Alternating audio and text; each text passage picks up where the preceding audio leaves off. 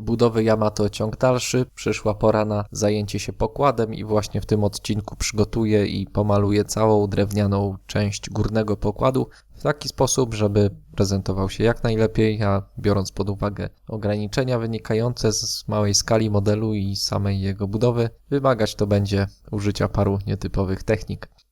Z tej strony Tomek ze sklepu Actom, zapraszam do oglądania. Pokładów w tego typu okrętach jest wiele. Ten, który ciągnie się na całej długości okrętu, nazywany jest pokładem górnym. Jak widzicie, w tym modelu składa się on z dwóch elementów, które trzeba będzie skleić. Wcześniej jednak, zarówno do mniejszej, jak i większej części pokładu trzeba przykleić sporo drobnych elementów fototrawionych.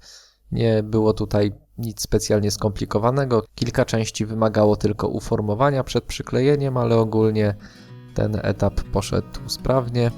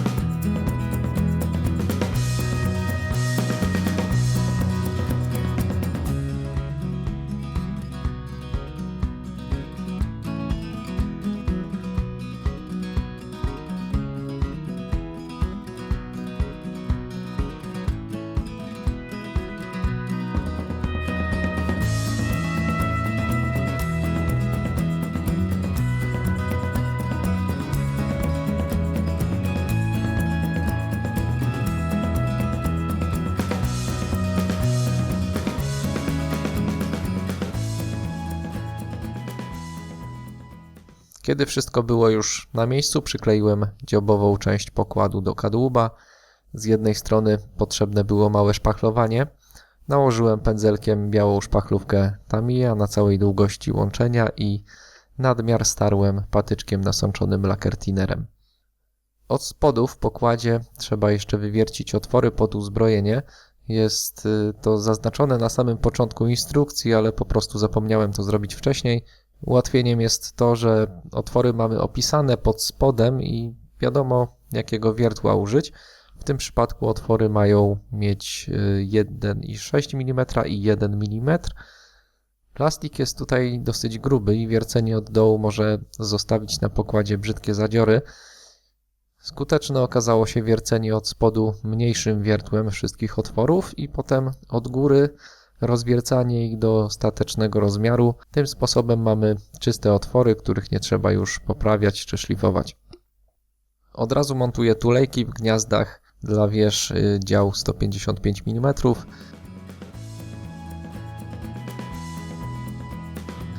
Do kadłuba przyklejam jeszcze fragmenty bocznego pancerza.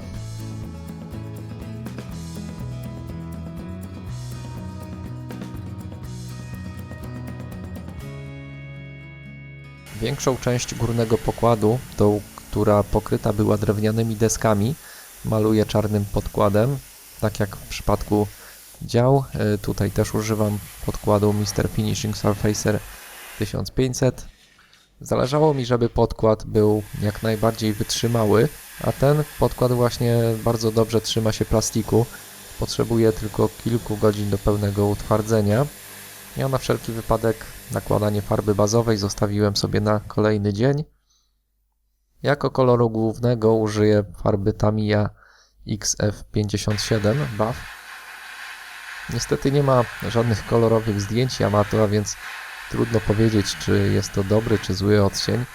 Wiadomo jednak, że deski pokładu Yamato wykonane były z drewna hinoki, czyli cyprysu japońskiego. Drewno to ma jasny kolor, w przeciwieństwie do na przykład znacznie ciemniejszego drewna tekowego, które też często było stosowane na okrętach. Oba te gatunki drewna są odporne na wilgoć i nie wymagają żadnej impregnacji. Deski tutaj nie stanowią żadnej funkcji konstrukcyjnej, pod nimi znajduje się stalowy pancerz o grubości 20 cm. Jednak drewno mimo wszystko pracuje i dlatego szczeliny pomiędzy deskami wypełnia elastyczny uszczelniacz, a więc te granice pomiędzy deskami właśnie powinny być raczej widoczne. W tym modelu mamy zaznaczone linie podłużne, ale są one wypukłe. Gdyby były wklęsłe, to najłatwiej byłoby wypełnić je po prostu ciemnym łoszem i gotowe. Tutaj jednak wymyśliłem, jak tę wadę zamienić w zaletę.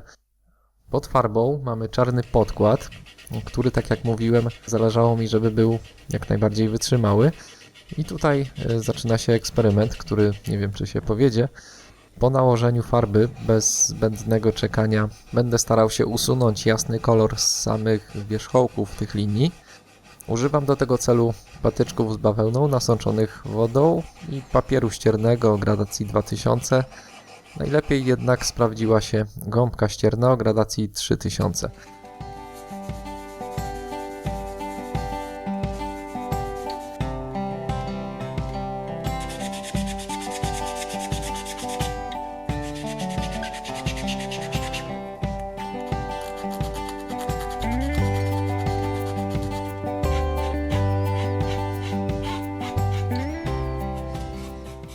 Udało się odsłonić czarny kolor na krawędziach i wydaje mi się, że wygląda to nawet lepiej niż gdyby linie były wklęsłe i zalane łoszem.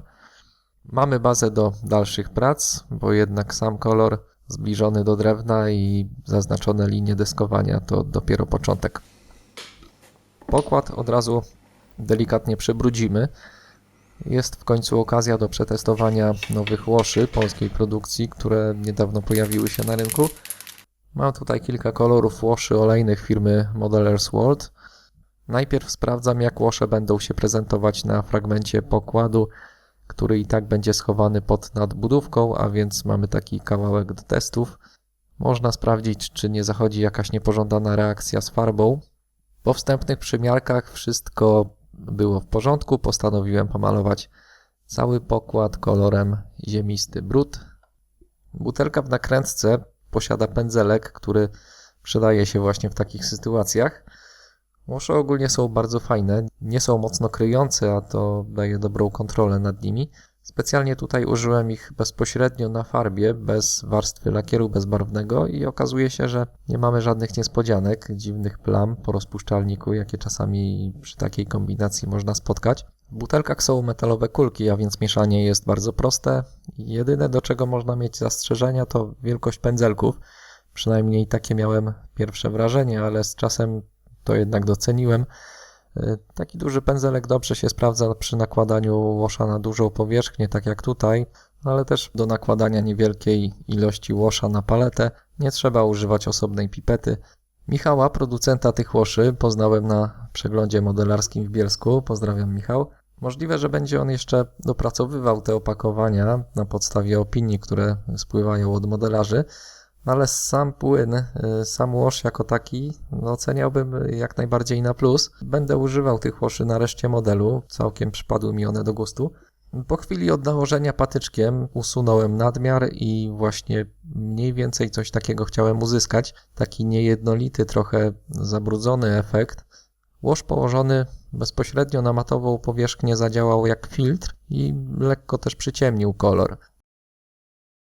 Dla urozmaicenia dodam jeszcze punktowo łosza w kolorze jasny brąz, który stworzy takie większe przebarwienia na drewnie.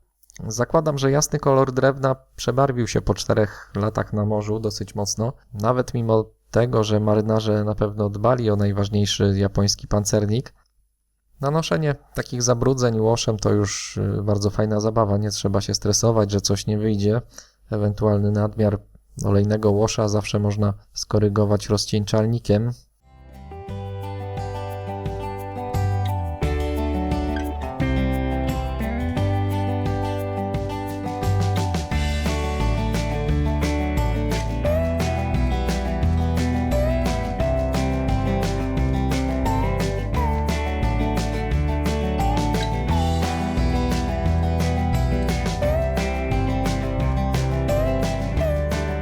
międzyczasie jeszcze postanowiłem poprawić wcześniej szpachlowane już łączenie. Dopiero na zdjęciach w powiększeniu zobaczyłem, jak źle to wyglądało.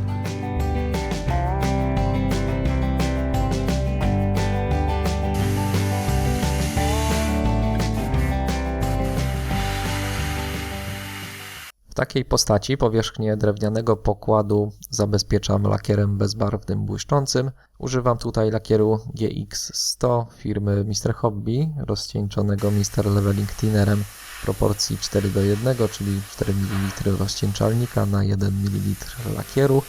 Na niskim ciśnieniu, około 1 bar, nanoszę lakier na cały pokład. Teraz, kiedy mamy warstwę błyszczącego lakieru, postanowiłem jeszcze namalować łoszami imitację poszczególnych desek. Wypukłe krawędzie tworzą tak jakby rynienki, które pomagają w utrzymaniu łosza w stałej szerokości jednej deski. Potrzebny będzie tutaj już cienki pędzelek z ostrym szpicem. Może przy takiej skali wydaje się to trudne, ale jednak po chwili praktyki zaznaczanie kolejnych desek idzie już dosyć sprawnie.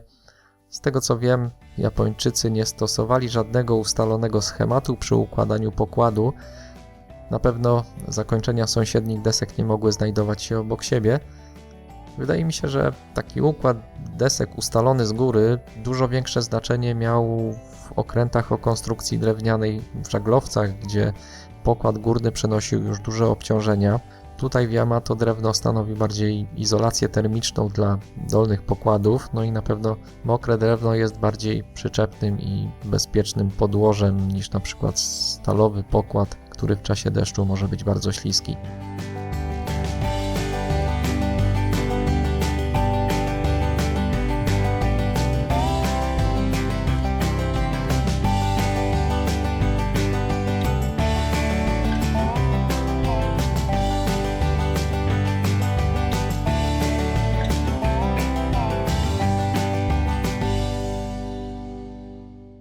Tak prezentuje się skończona praca nad drewnianym pokładem.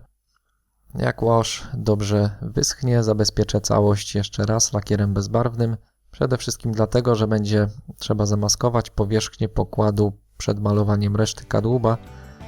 Na dzisiaj to wszystko. Mam nadzieję, że dowiedzieliście się czegoś nowego, tak jak zresztą ja, przygotowując ten odcinek. Do usłyszenia następnym razem. Cześć!